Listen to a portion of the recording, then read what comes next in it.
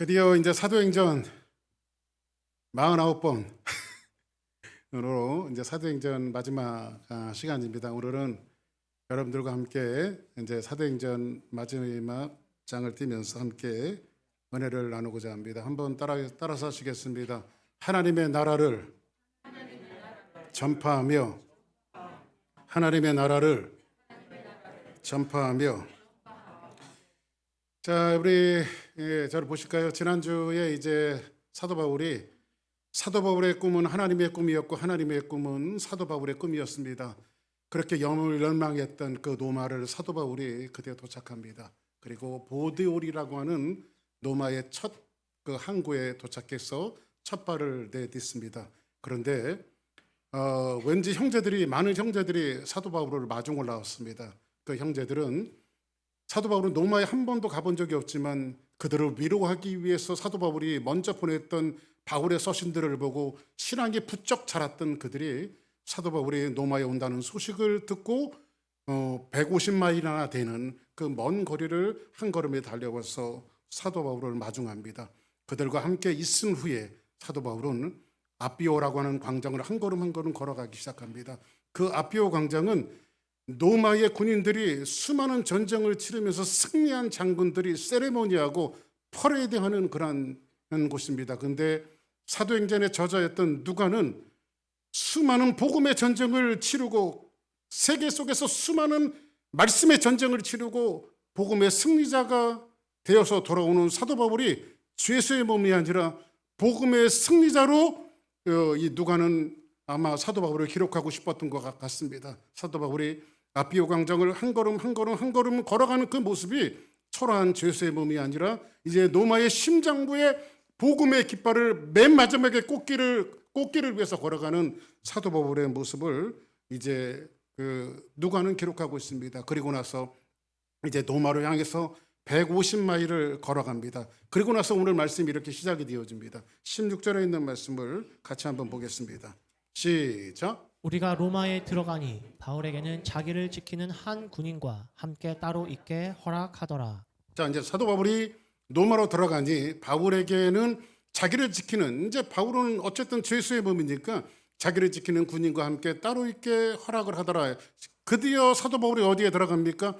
로마를 들어갑니다. 그리고 나서 17절 보겠습니다. 시작. 사흘 후에 바울이 유대인 중 높은 사람들을 청하여 그들이 모인 후에 이르되 여러분 형제들아, 내가 이스라엘 백성이나 우리 조상의 관습을 배척한 일이 없는데 예루살렘에서 로마인의 손에 죄수로 내준 바 되었으니. 자, 이제 사도 바울이 로마에 들어가서 첫 번째 했던 일은 뭐냐면 사흘 후에 바울이 유대인 중 높은 사람들을 청하여, 참 사도 바울은 습관적으로 어디를 가든지 사도 바울은 여러분들이 아시는 대로 이방인들의 사도로 부름을 받았지만 그러나 사도 바울의 복음의 행적들을 다 짚어보면 항상 사도 바울은 가는 곳마다 회당을 찾았고 유대인들을 찾았고 자기 동족을 찾았습니다.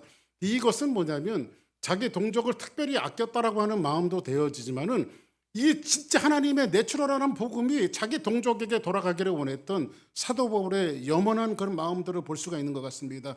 우리는 어쨌든 한국 사람의 디아스포라입니다. 우리는 한국 본토에 살지 않고 미국이라고 하는 곳에 와서 디아스포라, 한국 사람의 디아스포라로 이 미국 땅에 살아가고 있습니다. 그래서 여러분들이 이 말씀을 통해서 한 가지 염두에 될 것은 뭐냐면 우리가 복음을 전하고 사랑을 전하고 손을 잡아주는 것을 우리 한국 사람들, 이제 이 똑같이 생긴 사람들을 우리가 먼저 잡아주고 함께 위로해주고 사랑해주는 그러한 토대를 갖기를 주의 이름으로 간절히 축복합니다. 그래서 우리 교회는 한인교회로 이곳에 세워졌기 때문에 먼저 우리의 복음의 1차적인 목적은 누구예요? 한인교회로 세워진 우리들에게, 한국 사람들에게 복음을 증거하는 것이 우리에게 1차적으로 맡겨주신 사명인 것을 염두에 두시기를 주의 이름으로 축복합니다. 그리고 유대인들을 만나서 어떻게 이야기하냐면 한번 볼까요? 23절에 있는 말씀 시작. 그들이 날짜를 정하고 그가 유숙하는 집에 많이 오니 바울이 아침부터 저녁까지 강론하여 하나님의 나라를 증언하고 모세의 율법과 선지자의 말을 가지고 예수에 대하여 권하더라. 자, 이제 사도 바울이 로마에 오게 되어지니까 얼마나 사람들이 사도 바울을 많이 찾아오는지 어포인먼트를 잡지 못하면 사도 바울을 만날 수가 없었어요. 그래서 성경에 보니까 그들이 날짜를 정하고 사도 바울을 만나려면 뭘 정해야 돼요? 날짜를 정해야 돼요. 앞으로도 박 목사를 만나려면 날짜를 정하는 역사가 있기를 주의 이름으로 축복합니다. 그랬으면 좋겠어요. 목회가 바빠갖고. 자, 그러면 이렇게 날짜를 정하고 그가 유숙하는 집 한번 따라하겠습니다. 유숙하는 집. 이 유숙하는 집을 제가 원문을 봤더니 크세미아라고 하는 말로 쓰여졌는데 이것은 뭐냐면 그 당시 로마의 감옥의 형태가 여러 가지가 있었어요. 예를 들어서 살인자나 중범죄자들 이런 사람들을 가두는 것은 뭐냐면 상옥, 중옥, 하옥. 그러니까는 가장 중범죄자들을 가두는 감옥이 바로 하옥이란 말이에요. 맨 밑에 있는 중범, 이 살인한 사람이라든지 이런 사람들을 가두는 것이고, 그 다음 중옥, 그 다음에 하옥 이렇게 이제 이 범죄자들을 죄인들을 가두게 되어지는데, 저도 이제 96년도에 사도 바울이 그 맨 마지막에 죽음을 맞이할 때 그 갇혔다라고 하는 그 하옥을 가봤어요. 지하 3층에 있습니다. 이렇게 내려가면 세기둥이 박혀져 있고 거기에 사도 바울이 묶여서 있었던 것 같아요. 그래서 아무튼 그렇게 중범죄자들이 있는 곳인데, 지금 현재의 사도 바울의 시츄에이션은 그런 중범죄자가 아니에요. 그러니까 사상범 같은 경미한 죄로 취급했기 때문에 감옥의 형태가 어떻게 크세미아 유숙하는지 그냥 민가 형태의, 그러니까 로마 군인들 두 사람이 죄인을 지키고 민가 형태의, 우리식으로 얘기하면 안과 같이 그런 민가 형태의 집을 얻어서 로마 군인이 지금 사도 바울을 지키고 있는데, 여기는 면회가 아주 자유롭습니다. 면회가. 그래서 많은 사람들이 날짜를 정해서 어디로 와요? 유숙하는 집. 사도 바울이 감옥 형태로 갇혀져 있었던 곳에 사람들이 많이 찾아오는데 이것은 전액 국비입니다. 로마 정부에서 돈을 다 대는 곳이에요. 로마 정부에서 그 죄인을 지키기 위해서 내어주는 그런 유숙하는 집 크세미아로 성경은 기록하고 있는데, 바울이 여기서 무슨 사역을 하죠? 아침부터 저녁까지 강론하고. 그 사도 바울은요, 하여튼간 입만 열면 하나님의 복음을 증거하는데 어떤 복음을 증거하냐면 하나님 나라에 대한 증언과 모세의 율법과 선지자의 말이 누구의 말이었다? 예수 그리스도의 말이었다라고 하는 것을 증거하고 있어요. 자, 사도 바울이 로마에 갔습니다. 유숙하는 집에 사람들이 어포인문을 잡고 다 오는데 유대인의 높은 사람들이 다 찾아옵니다. 그리고 자기를 이야기합니다. 여러분, 나도 여러분들과 같이 율법이 예수님을 이야기하는지 몰랐습니다. 어떻게 십자가 저주의 표상에 달린 사람이 메시아가 될 수 있습니까? 저도 여러분들과 똑같은 생각을 했는데, 그리고 그 생각을 하고 예수쟁이들을 다 잡아다가 감옥에 넘기고 제사장에게 넘겨주고 그 마지막까지 다메섹까지 올라가고 사람들을 잡으려고 했는데, 세상에 그때 내가 예수 그리스도를 만나게 되어지고 그 예수 그리스도와 함께 동행하다 보니 우리 선지자들과 모세의 율법에 이야기했던 분이 그 메시아가 세상의 예수 그리스도였습니다. 이 예수님은 메시아였습니다. 이 복음을 사도 바울이 지금 가르치기 시작하는 거예요. 그래서 사도 바울은요, 그 장소가 어디에 있든지 간에 사도 바울은 항상 예수는 그리스도라고 증거하고 예수는 메시아라고 증거하고, 툭 찔르면 뭐가 나오는 겁니까? 예수가 나오는 거예요. 여러분들, 남자분들 군대 생활하신 분들 아시죠? 군대 생활하시는 분들 이렇게 군대 생활하다 보면요, 상관이 지나가다가 쿡 찌릅니다. 그러면 관등성명을 대요. 예, 일병 박규석 이렇게 얘기합니다. 사도 바울은요, 쿡 찌르기만 하면 누가 나오냐면 예수 그리스도가 나오는 거예요. 그리고 하나님 나라를 선포하기 시작하는 거예요. 할렐루야. 실제로 여러분들 로마에 가보면요, 관광지를 돌다 보면요, 사도 바울의 참수터가 나옵니다. 근데 이거 관광객들이 만들어낸 이야기예요. 그런데 거기에 이제 바울의 참수터에 바울을 기념하기 위해서 지어진 교회가 있는데, 동방정교에서 그것을 관리하고 있는데, 거기에 보면요, 샘이 세 군데서 솟아요. 샘이 그 교회 앞에 세 군데가 있는데, 그건 뭐 전설이 있습니다. 그냥 전설이에요. 성경에 나와 있는 내용은 아닌데 그래도 나름 감동이 되더라고요. 사도 바울을 로마에서 목을 딱 쳤는데 사도 바울의 목이 3번 튀었대요. 이렇게 3번, 1번, 2번, 3번을 쳤는데 3번 튀면서 뭐라고 그러냐면 예수 하면서 그 뭐 사도 바울의 목에 세 번 튄데서 샘이 솟는다. 물론 만들어낸 이야기겠지요. 그런데 가이드가 그 설명을 해주는데요. 제 가슴 속에서 울컥하더라고요. 얼마나 예수에 꽉 찼으면 하나님 내 인생의 삶 속에서도 예수가 꽉 찬 인생이 되게 하소서. 할렐루야. 내가 죽는 날 예수 만세를 외칠 수 있는 그런 사람이 될 수 있도록 하나님 도와달라고. 할렐루야. 우리 주사랑 성도들은 예수 그리스도로 꽉 찬 성도들이 되기를 예수의 이름으로 간절히 축복합니다. 그리고 나서 뭐라고 이야기하죠? 24절 한번 봅시다. 이제 사도 바울이 복음을 증거했어요. 뭐에 대해서? 율법은 예수 그리스도에서 이야기한 거고 하나님 나라를 선포했어요. 그런데 이 사람들이 사도 바울의 복음을 들은 사람들이 딱 두 가지 형태로 나타나요. 어떤 사람은 믿는 사람이 있고 어떤 사람은 안 믿는 사람이 있어요. 24절 볼까요? 시작. 그 말을 믿는 사람도 있고 믿지 아니하는 사람도 있어. 자, 사도 바울이 복음을 증거했는데 자 보세요. 복음을 증거했는데 어떤 사람은 믿어요. 그런데 어떤 사람은 안 믿어요. 이렇게 되어지니까 사도 바울이 이사야가 했던 말씀을 인용해서 이야기하는데 뭐라고 이야기합니까? 25절 같이 한번 볼까요? 시작. 서로 맞지 아니하여 흩어질 때에 바울이 한 말로 이르되 성령이 선지자 이사야를 통하여 너희 조상들에게 말씀하신 것이 옳도다. 보세요. 복음을 전했으면 다 믿었으면 좋겠잖아요. 그렇죠? 그게 여러분들 복음 증거하는 것이 굉장히 신비롭습니다. 제가 그 89년도, 90년도 제가 이제 저쪽 영동구 침례교회 거기 유스 미니스터리 전도사로 있었습니다. 그때는 아주 전도에 그냥 막 열이 받아갔고요. 그냥 어디든지 나가면 그때는 뭐 전도를 굉장히 많이 하고 다녔습니다. 그때 당시만 해도 이제 버스들을 이렇게 타고 다니잖아요. 버스 타고 다니면요. 버스에 제일 먼저 올라타면요. 딱 하나님 앞에 기도하고 올라탑니다. 하나님, 오늘도 제가 전도를 하려고 하는데 전도발 제일 잘 받는 사람을 내 눈에 확 띄게 하시옵소서 하고 제가 이제 버스를 딱 올라타갔고요. 이렇게 버스를 앞에서 딱 타면 이렇게 쳐다봐요. 그러면 오늘은 저 사람 전도해야 되겠다. 옛날에는 이렇게 좌석이 두 개씩 이렇게 두 사람씩 앉는 그런 좌석들이 있었잖아요. 버스 안에.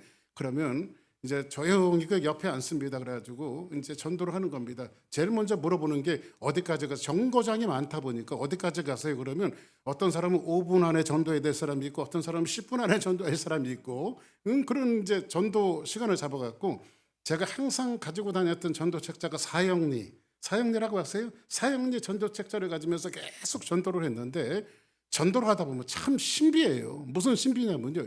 전도를 하는데 너무 진지하게 받아들이는 거예요. 진짜 복음을 증거하는데 너무 진지하게 받아들이는 거예요. 그래가지고 옳다 됐다. 이 사람은 오늘 전도됐다. 해갖고 딱 이제 마지막에 제가 결심기도 해도 되겠습니까? 버스 안에서.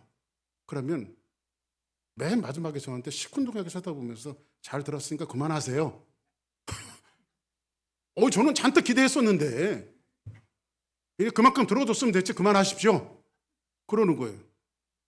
그러면요 버스 안에서요 큰 소리로 치면요 진짜 무안해요.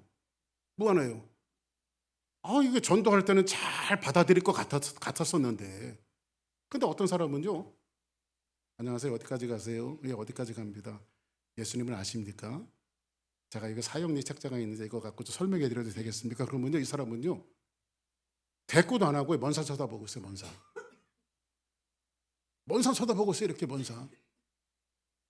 근데 먼 산 쳐다보나 마나 그냥 복음을 증거하는 거니까 계속해서 저는 복음을 증거합니다. 응? 그리고 맨 마지막에 이제 딱 가갖고 제가 결심기도 해도 되겠습니까? 실제로 있었던 일이에요. 되겠습니까? 이렇게 얘기하면 어느 교회 다니세요? 그러는 거 저한테요. 네, 저는 영동구 침례교회 다닙니다. 제가 당산동 사는데요. 당산동이 영동포 바로 옆에 당산동이거든요.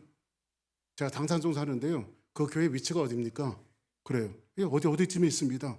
국빈 예식장 뒤에 영동포 노타리 뒤에 거기에 있습니다. 근데 뭐라고 해요? 제가 다음 주에 한번 갈게요. 아니 교회 얼굴을 봐도 교회 나올 사람이 아니야. 그 사람은. 태도를 봐도 교회 나올 사람이 아니야. 근데 그 사람이 전도돼 갖고요. 교회 나와서 신앙생활을 하더라고요. 그래서 저는요. 참 느끼는 게 뭐냐면 이게 전도라는 게 내가 누구를 설득해 갖고 사람을 설득해서 만들어내는 게 전도가 아니라 하나님이 하시는 일이구나. 할렐루야. 이 사람은 안 믿을 것 같았었는데도 믿는 사람이 있는가 하면 이 사람은 믿을 것 같았는데도 김새는 사람들이 있더라고. 그러니까 전도는 하나님의 설득력이지 박규석의 설득력으로 되어지는 것이 전도가 아니더라고요. 근데 사도 바울이 지금 그 유대인들 자기 동족들이 와서 하나님의 말씀을 들었어요. 근데 어떤 사람은 믿고 영접하는 사람이 있는가 하면 어떤 사람은 그것을 받아들이지 않는 사람이 있었어요. 그래서 성경은 뭐라고 말하냐면 이사야의 말씀을 사도 바울이 딱 깨닫고 이야기하는데 그 말씀을 26절 볼게요. 한번 시작. 일러스되 이 백성에게 가서 말하기를 너희가 듣기는 들어도 도무지 깨닫지 못하며 보기는 보아도 도무지 알지 못하는도다. 자, 이사야가 뭐라고 말하냐면 일러스되 이 백성들에게 가서 말하기를 너희가 듣기는 들어도 도무지 깨닫지 못하며 보기는 보아도 도무지 알지를 못하며 그 다음 절 한번 볼까요? 27절 시작. 이 백성들의 마음이 우둔하여서서 그 귀로는 둔하게 듣고 그 눈은 감았으니 이는 눈으로 보고 귀로 듣고 마음으로 깨달아 돌아오면 내가 고쳐줄까 함이라 하였으니. 복음서에 보면 예수님께서 복음을 전하는데 유대인을 빙자해서 보지 못하는 맹인을 만나고 기먹고 벙어리 된 귀신 들린 사람을 만나기도 하십니다. 이 눈먼 사람은 누구를 가리키냐면 복음을 모세의 율법을 받아들였는데 하나님의 말씀을 받아들였는데 실제로 예수를 믿지 않는 사람입니다. 그때 예수님이 뭐라고 말합니까? 진흙을 이겨서 침을 발라서 이겨서 눈에 붙여주시죠. 그의 눈을 뜨게 하십니다. 하나님이 사람을 뭐로 만드셨어요? 흙으로 만드셨잖아요. 그 진흙을 이겨서 눈에 붙여주시고 다시 보게 하심으로 말미암아 하나님이 사람을 다시 새롭게 창조하는 그런 부분들을 볼 수가 있잖아요. 이 복음의 확산과 하나님의 말씀이 전달되어지는 것이 사람의 능력과 힘 가운데 있는 것이 아니고 오늘 극명하게 사도 바울이 복음을 전함에도 이 유대인들이 하나님의 말씀을 가진 자들이 선민이라고 하는 사람이 어떤 사람은 믿고 어떤 사람은 믿지 않더라는 거지. 그래서 여러분들 복음 전함은 우리의 능력으로 하는 것이 아닙니다. 할렐루야. 그 다음은 볼까요? 그러면 이 일을 가지고 성경은 뭐라고 말하냐면 자, 한번 로마서에 한번 보겠습니다. 로마서. 자, 시작. 약속의 말씀은 이것이니 명년 이때에 내가 이르리니 사라에게 아들이 있으리라 하심이라.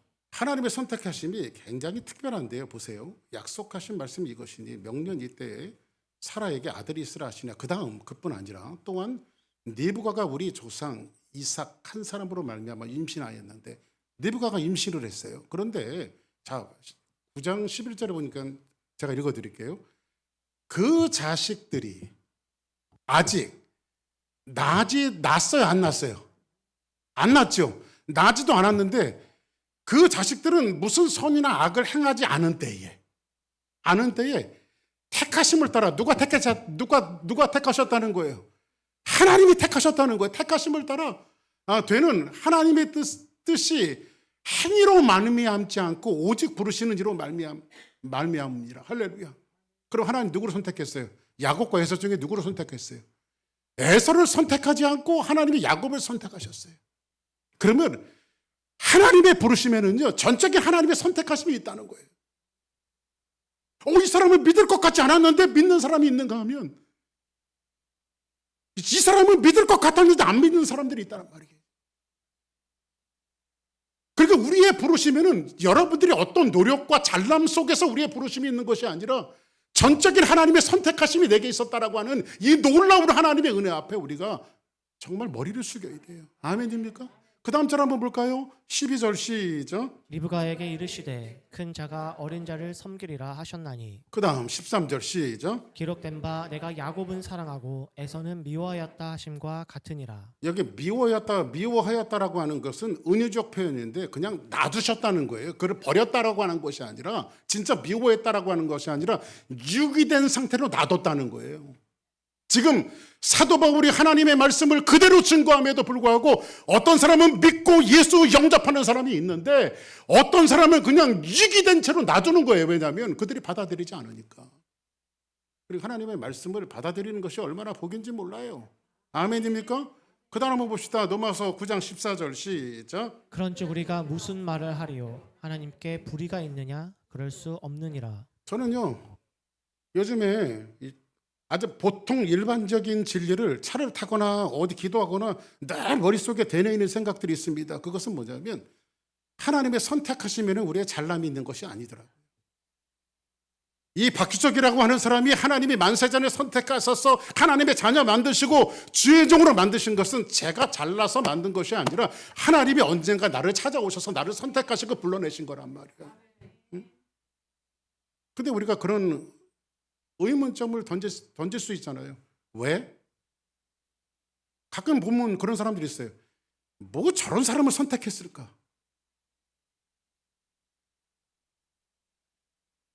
가끔 이제 목사님들 이렇게 많이 만나잖아요. 저도 목사인데 그 목사님 입장에서도 똑같겠죠. 대화가 안 통하는 분들이 있어요. 근데 그 목사님 입장에서 생각하면 저도 대화가 안 통할 거야. 그 목사님 입장에서 저놈은 박규석이 저놈은 대화가 안 통하는 놈이야. 그럴 수도 있을 거예요. 그래서 쌍방이 그렇게 생각하는 겁니다. 뭐로 저런 목사를 선택했지 하나님이? 근데 그 목사님도 저한테 그러겠죠. 뭐로 저런 인간들을 선택했지? 몰라요. 그냥 하나님이 선택하신 거예요. 그런데 분명한 것은 뭐냐면 그 선택하신 하나님은 너무 정당해요. 그리고 우리가 하나님 앞에 섰을 때 명명백백하게 우리가 블레임할 수 없을 만큼 하나님의 부르심이 정당할 거라고 저는 믿습니다. 그리고 볼까요? 14절 시작. 그런즉 우리가 무슨 말을 하리요? 하나님께 불의가 있느냐? 그럴 수 없느니라. 하나님 불의할 수 없습니다. 15절 시작. 모세에게 이르시되 내가 긍휼히 여길 자를 긍휼히 여기고 불쌍히 여길 자를 불쌍히 여기리라 하셨으니 16절 시작. 그런즉 원하는 자로 말미암음도 아니요 다른 박질하는 자로 말미암음도 아니요 오직 긍휼히 여기시는 하나님으로 말미암음이니라. 할렐루야.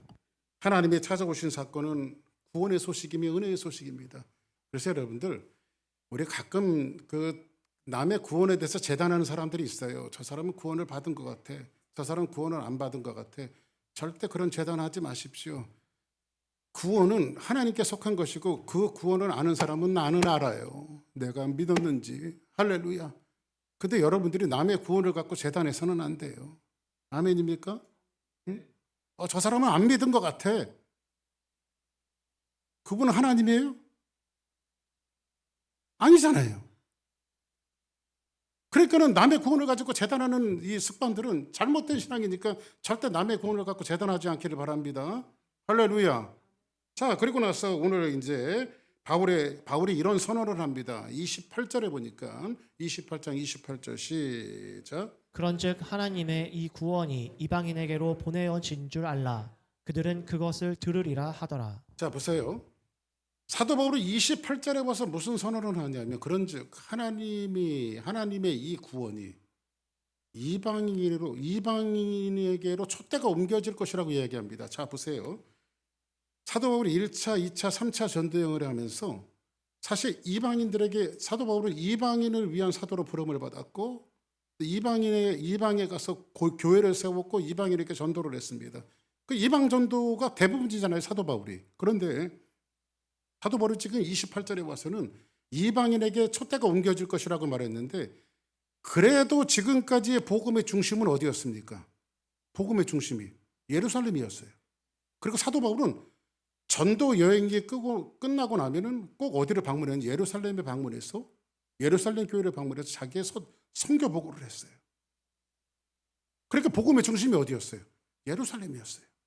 그런데 사도 바울은 지금 이 복음의 중심이 예루살렘에서 로마의 한복판이었던 이방인으로 옮겨질 것을 지금 선언하고 있어요. 예루살렘의 중심에서 어디 중심으로?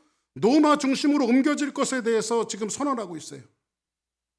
그리고 이 복음이 흘러 지금 2000년이 흘러서 이 복음이 어디까지 온 거예요? 주사랑교회까지 온 거예요. 자, 그러면 한번 30절 보겠습니다. 자, 시작. 바울이 온 이태를 자기 셋집에 머물면서 자기에게 오는 사람을 다 영접하고 이제 바울이 지금 로마에 몇 년을 재수 생활로 있었냐면요. 이태. 그러니까 2년을 있었어요. 2년. 바로 죽은 게 아니라 몇 년 있었어요? 2년. 재수의 몸으로 2년 있었는데 이태를 자, 한번 따라하겠습니다. 자기 셋집. 자기 셋집. 자, 보세요. 사도행전의 저자는 누굴까요? 누가잖아요. 근데 이 누가가 아주 재미나게 맨 마지막을 써놨어요. 성경을 보니까 바울이 온 이태를 자기 셋집에 머물면서 자기에게 오는 사람을 다 영접하고. 자, 그러면 잘 보세요. 조금 전에 사도 바울이 자기를 찾아오는 사람들을 복음을 전했던 것이 어디였어요?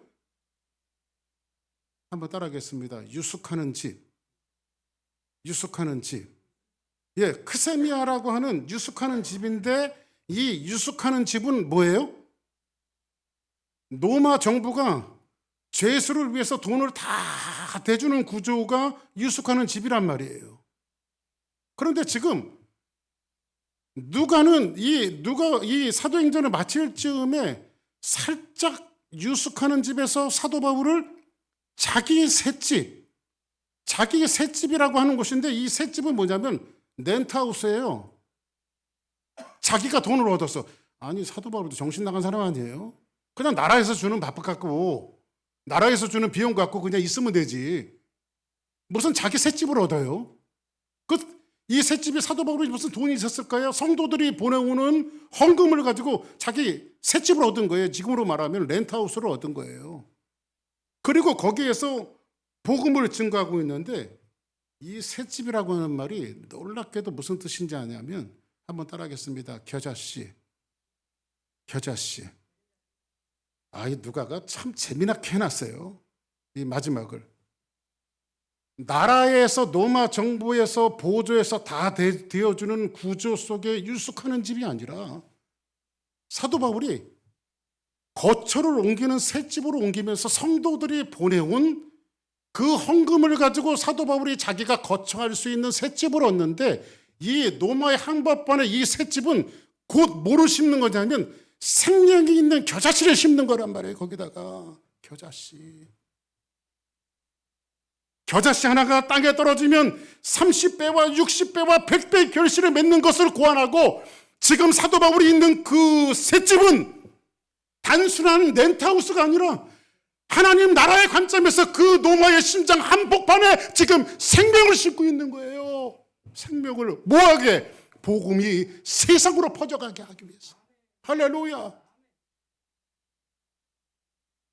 세상 온 땅에 복음이 증거되어지기 위해서 오직 성령이 너에게 임하시면 너희가 권능을 받고 예루살렘과 온 유다와 사마리아와 땅끝까지 이르러 내 증인이 되리라. 할렐루야. 그래서 누가는 사도 바울이 거처하는 것을 유숙하는 집에서 셋집으로 옮겨놓으면서 재정 지출이 필요한 거. 그래서 여러분들 교회라고 하는 것이 어떤 분이 그러더라고요. 목사님, 잘 찾아보면 미국에 그랜트가 많습니다. 넌프라핏에게 주는 그랜트가 많습니다. 그런 거 귀신같이 찾아갖고 뭐 이렇게 쓰시는 분들도 계시고 또 학교를 지면 그랜트를 줘갖고 그거 갖고 건물 짓고 이런 분들 많은데 우리 교회는 애정하게 그런 짓은 안 할 거니까 그런 거 인포메이션 갖고 오지 마세요. 교회는 성도들의 땀과 노력과 헌신과 복음과 희생과 순교의 발자취를 통해서 겨자씨를 심는 곳이 교회란 말이에요. 할렐루야. 여러분들 예를 들면 이렇게 한번 설명해 볼게요. 한국에 박정희 대통령이 대통령 하시는 시절에 기독교 단체 중에 굉장히 유명한 그 교육을 하는 데가 있었는데 여러분들 한 번쯤 다 들어보셨을 거예요. 가나안 농곤학교라고. 김용기 장로님. 이상하게 거기만 들어갔다 오면 사람들이 개조가 돼. 근면성실해지고. 그거 가리키는 데가 가나안 농곤학교예요. 그래서 이 소문이 퍼지고 들려갖고 이게 박정희 대통령 귀까지 들어가는데 여기 박정희 대통령이 진짜 신문에 나왔던 내용이에요. 제가 만들어낸 내용도 아니고. 박정희 대통령이 자기 비서들 데리고 이런 데 한번 가보자 해갖고 브리시의 가나안 농군학교를 방문한 거예요. 브리핑을 듣고 다 설명을 하더니 박정희 대통령이 그러대요. 장로님, 저는 뭐 예수를 믿지는 않지만 이런 교육은 나라가 후원해갖고 나라의 정책적으로 이런 학교들을 참 많이 만들어갖고 이 대한민국 백성들을 계몽운동을 해야 합니다. 제가 관련 부서에 다 지시를 해놓을 테니까 얼마든지 예산이 있으면 다 갖다 쓰셔서 이런 단체를 이게 좀 잘 만들어서 나라에 좀 이바지침에 해주셨으면 좋겠습니다. 박정희 대통령이 그런 얘기를 했는데 김영기 장로님이요, 이런 자에 거절을 해버립니다. 감히 박정희 대통령이 저 같으면 아이고 할렐루야 하나님께서 역사하셨습니다 하면서 제가 막 그럴 텐데, 이런 자에 거절하면서 하시는 말씀이 뭐냐면, 각하 주신 호기는 고맙습니다만 가나안 농군학교를 나라에서 보조를 해주고 나라에서 세우면 우리는 망합니다. 이 가나안 농군학교를 세우는 정신은 초급무피 속에서 힘듦과 고달픔과 어려움 속에서 근면절약하고 거기에 복음을 심고 주님의 메시지를 심어서 인생들이 살아나고 영혼들이 살아나고 사람들의 인간성들이 살아나는 것이 이 가나안 농군학교의 참 목적인데, 정부에서 막대한 재정을 지원해주면 우리 가나안 농군학교는 망합니다. 제가 이 말씀을 드리자면, 누가라고 하는 사도행전의 저자는 나라에서 노마 정부에서 다 대어주는 유숙하는 집에서 살짝 사도 바울이 거처하는 것을 셋집 겨자씨라고 하는 것으로 옮겨놓는 그 이유는 뭐냐면, 교회의 본질을 가르쳐주기를 원하는 거예요. 교회가 어떻게 세워져야 하는 것에 대한 것들을 가르쳐주기를 위해서 그래요. 진짜 교회가 겨자씨가 되기 위해서는요, 뭘 해야 하는지 아십니까? 나라의 보조를 받고 누구의 재력에 의해서 교회가 만들어지는 것이 아니라 여러분 한 사람 한 심령들이 주님의 몸된 교회를 세우고 교회를 위해서 여러분들이 눈물을 흘리고 기도하고 그 땀의 결실들을 가지고 하나님 앞에 헌금하는 것들을 통해서 교회가 만들어져야 돼요. 저는 그렇다고 믿습니다. 저는 우리 교회가 누구 한 사람의 주인이 되는 것을 원하지 않습니다. 교회에 역기능적인 교회들이 왜 되는지 아십니까? 어떤 분이 헌금을 너무 많이 해. 우리 교회도 그런 사람이 왔으면 좋겠어. 근데 한마디로 말하면 저는 노 땡큐입니다. 그리고요, 교회는요, 헌금을 받아도 주님의 이름으로 당당히 받을 거예요. 아멘? 하나님 앞에 드린 거니까. 하나님 앞에 드린 거예요. 그래서 주사랑교회는 유숙하는 집이 아니라 셋집이 되어야 합니다. 겨자씨를 심는, 생명을 심는 그런 교회가 되어야 합니다. 교회는 하나님의 은혜로 되는 것입니다. 로마 정부가 재력을 가지고 세우는 그런 교회가 아니라, 세상이 세워주는 그 재력을 가지고 세워주는 그런 교회가 아니라, 교회는 성도들의 땀과 눈물과 기도와 헌금과 그런 모습으로 교회는 세워지게 돼 있단 말이에요. 저희 어머니 얼마 전에 돌아가셨지만은 저희 어머니가 섬겼던 교회는 그랬습니다. 개발제한구역에 천막을 치고 교회를 개척하셨습니다. 천막이 무너지면 또 세우고, 천막이 무너지면 또 세우고, 그리고 하나님 앞에 눈물을 뿌려가면서 성도들이 기도하기 시작했습니다. 하나님, 천막은 무너지니까 무너지지 않는 교회를 세우게 해주세요. 그때 하나님이 어느 날 저희 어머니한테 말씀하시더래요. 여종아, 네가 해라. 하나님, 제가 무슨 돈이 있다고요? 그때 저희 형님이 수술하려고 마련한 돈이 있었거든요. 그 식통 계시가 오신 거지. 세상 사람들이 볼 때는요, 우리 어머니는 광신자예요. 그런데 하나님이 그렇게 말씀하시더래요. 내게 있는 것으로 내게 드려서 내 교회를 세우면 내가 짓지 않는 집을 줄 것이며, '심지 않는 과실을 내가 먹게 될 것이다.' 저희 아버지한테 그때 우리 아버지 예수 믿지도 않는데요. 아버지한테 얻어 터져가면서 그걸 드렸어. 왜냐하면 우리 아버지가 광신자라는 거지. 근데 꼭 하나님께서 이 간증은 2시간짜리 간증인데 저희 형님 나라에서 박정희 대통령이 특별 명령을 내려갔고요. 저희 형님 수술 세브란스 병원에서 다 공짜로 했고요. 저희 형님 평생을 책임져 준다는데 대학원 나올 때까지 다 장학금으로 공부할 수 있게끔 해주셨고요. 그리고 얼마 전 이제 몇 년 전에 퇴직했어요. 농촌진흥청 소장 하다가 공무원으로 다 은퇴할 수 있게끔 해주고. 할렐루야. 누가 하시는 일이에요? 하나님이 하시는 일들이에요. 눈물 뿌려가면서 헌신하면서 우리 주사랑교회 성도들은 그런 성도들이 되어지기를 원해요. 여러분들의 눈물이 모여서 우리 교회가 이루어지기를 원하고, 많고 적음이 아니라 여러분들이 세상 속에서 노력해서 얻어진 그 예물을 하나님 앞에 정성껏 드리면서 그 예물이 시너지를 갖기를 원하고, 그 예물이 하나님의 교회를 세우기를 원하고. 요즘에 작지만은 조금씩 건축을 해나가잖아요. 어떤 소문이 하나 들려왔어요. 목사님, 우리 목사님이 이런 돈 갖고 선교를 했으면, 저런 거 안 하고 이런 거 갖고 선교를 했으면, 이런 거 갖고 가난한 사람을 도와줬으면. 여러분들 말씀이 옳습니다. 근데 교회가 무너진 다음에 우리는 선교를 할 수 없고,